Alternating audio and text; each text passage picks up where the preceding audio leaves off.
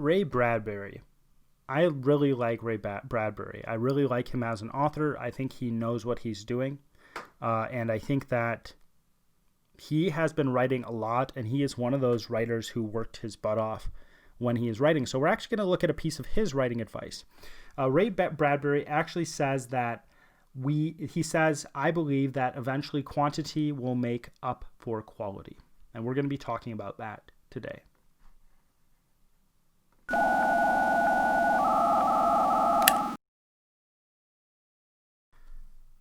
Welcome to How to Write Good. I am your host, Daniel Poppie. You can find out more about me at danielpoppie.com. If it is your first time here, How to Write Good is a writing podcast that seeks to find principles and advice that can be applied across a broad range of writing situations. If you've been here before, don't forget to subscribe, hit that like button below, and share.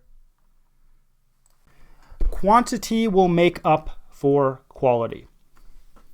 I think this is a really hopeful thing, and I think you should, if this advice is correct, I think you should see this as a very hopeful thing as well. If quantity will make up for quality, and there is someone who is more skilled than you can work harder than them and become better than they are. If somebody is just naturally more talented than you in a specific area, you can work harder and you can become better and more successful than them. And I think that's a really cool idea. And Ray Bradbury, who worked a lot, he did a lot of writing. He has a lot of writing out in the world. I think he was a very hard worker in the writing sphere, and I think that maybe he has something to say that is good. So we're going to be talking about this idea. Right? Ray Bradbury talks about how Michelangelo's Da Vinci, he talked how Michelangelo did tons of different sketches, and every single person who's done something great, a great surgeon will do their work again and again and again. They will practice over and over and over and over, and they will become so good at what they are doing because they have done it so many different times. And I've talked about this in the past, right? So we're going to be talking about that today. And you probably already know where I'm going with this because of other comments I've said in the past, but we are assessing different writers' advice and seeing how that advice fits into the writing sphere itself, but see if that advice is actually true. And this piece of advice, I'm going to say right off the bat, I think this piece of advice is correct. I'm going to say why I think it's correct, but I don't think it just applies to writing. And this is more life advice in general. So Ray Bradbury is giving us advice that will help us with our writing, but he's also giving advice that will help us with our lives. He's giving advice that will help us with our lives in general, so you can apply this across many different spheres. So quantity gives experience, and from experience alone can quality come. And that's really what he's saying. Quantity gives experience, and from experience alone can quality come. Now, the first question I guess you would ask, or somebody who's a naysayer about this would ask is, well, isn't there someone out there who probably can write extremely well without practice? Maybe. I really doubt that. It might be one person in the world, right? There's one person, there's probably a few people in the world who can learn languages really quickly, and there's probably someone who picked up a pen and paper and learned how to write, and they suddenly were extremely good writers. And there are certainly people who just understand the language better. That's just how life works. You're not going to be on the same path as somebody else. You're not going to have the same skills as somebody else. But it doesn't matter. If this is true, it really doesn't matter because you can work your butt off to the point where you become good at that specific thing. Now, if you are someone who is able to write and you didn't have to practice, I don't know why you're listening to this podcast. If you are listening to this podcast, I am assuming you're listening to it because you're not the best writer in the world and you want writing advice. You want advice that is going to make your writing better, and therefore you're not someone who is suddenly able to write really well. Like I said, you wouldn't be listening to this podcast if you were.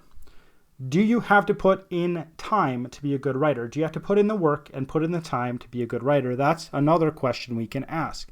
If you are someone who does not know how to write naturally, if you're someone who didn't pick up a pen when you were 3 years old and start writing on the level of Shakespeare, do you have to put in the work and do you have to put in the time to be a good writer? That is really the question we need to ask to determine whether this advice is good or not. And that's the question we can ask about any different sphere. Do you have to put in the work to be a good driver? Do you have to put in the work to be good at mathematics? Do you have to put in the work to be a good surgeon? Do you have to put in the work to be a good musician? Do you have to put in the work to be a good artist? And like I said before, I think the answer is yes. And here's my reasoning. You aren't born knowing how to do much. You have a handful of different instincts that you do automatically when you are born, and then you have to pretty much learn everything else. You have to learn how to roll over. You have to learn how to crawl. You have to learn how to walk. You have to learn how to talk. You have to learn how to hold a fork and knife and to eat with that fork and knife. You pretty much have to learn everything in your life.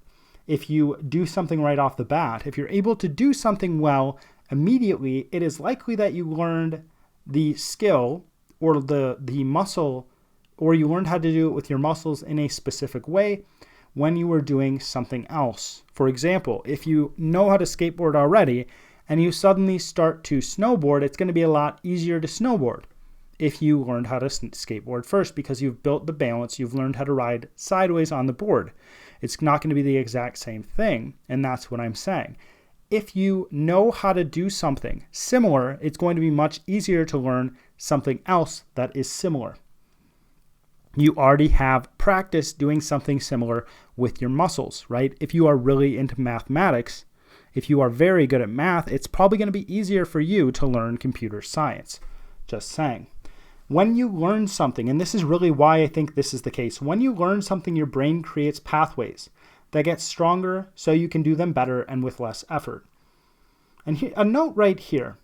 As you develop the ability to do anything, it takes less effort to do that thing, all right? It becomes a habit. We don't think when we engage in a habit, or we don't engage, our brains don't use as much energy. We don't have to think through the process when we're actually doing something that is habitual. We do those things in a way that feels natural. Do you think about driving? That's a question. You probably should. Do you think about where your hands should go when you play a video game? If you play a lot of video games, and there are a lot of different instances. If you're really into knitting, you probably don't have to think about every little tiny action that you take when you are knitting. This is so that we don't have to use all our brain power to do menial things. This is so that if we keep on practicing at something, we can actually get to the point where our brains get used to doing that thing, and we can shortcut to doing that thing without walking ourselves through the process. And that is the same thing. If we do not need to think about something, so going along with that, if we do not need to think about something, we can use that mind space to do something else at the same time. If we learned how to write in a clear and flowing way without thinking, well, we can now focus on what is happening with the writing itself or with the story we're telling. If I can run without thinking, I can focus on throwing a ball. If I'm really good at riding a horse, I can shoot a bow and arrow while doing something, because my mind isn't cluttered with the act of riding a horse or running or writing or making that writing flow. All right, if that makes sense. So by practicing, we give ourselves, by practicing, we make ourselves better at, we cement that act in our minds, right? We make that more permanent in our minds. I don't know if you can make a specific act permanent in your mind, but we make it more permanent. If we write every single day, and this is probably why people give you the advice of writing every single day, if we write every single day, we are going to make the act of writing more permanent. We are going to be digging a deeper and deeper trench. If you want to make a trail in a woods, go and walk the trail every single day, and eventually you will have a nice trail in the woods. The dirt will be patted down and it'll be compacted. It'll just be a nicer place to walk on than when you first walked in the first place. So that is one reason we create this ability that is more permanent in our minds, and we also give ourselves more memory to work with. So like I said before, if you learn how to write in a flowing manner that is more habitual, or it's more of a habit, you can focus more on writing characters. You can focus more on the content of what you are writing. One of the reasons why I say that you should outline is because it takes away the memory capacity that you are putting toward creating things happening in your story, because if you don't outline, you're making things up on the spot. If you outline, you are building off the things you made up before you actually started writing the book. So you're giving yourself more capacity, more brain capacity to write with, if that makes sense. The cool thing is that you can actually start out horrible at something. There's a lot of different things that you can start out horrible at, and you can practice and you can practice and you can practice until you get better. So here is a piece of advice I would give along with this to make it so it's easier.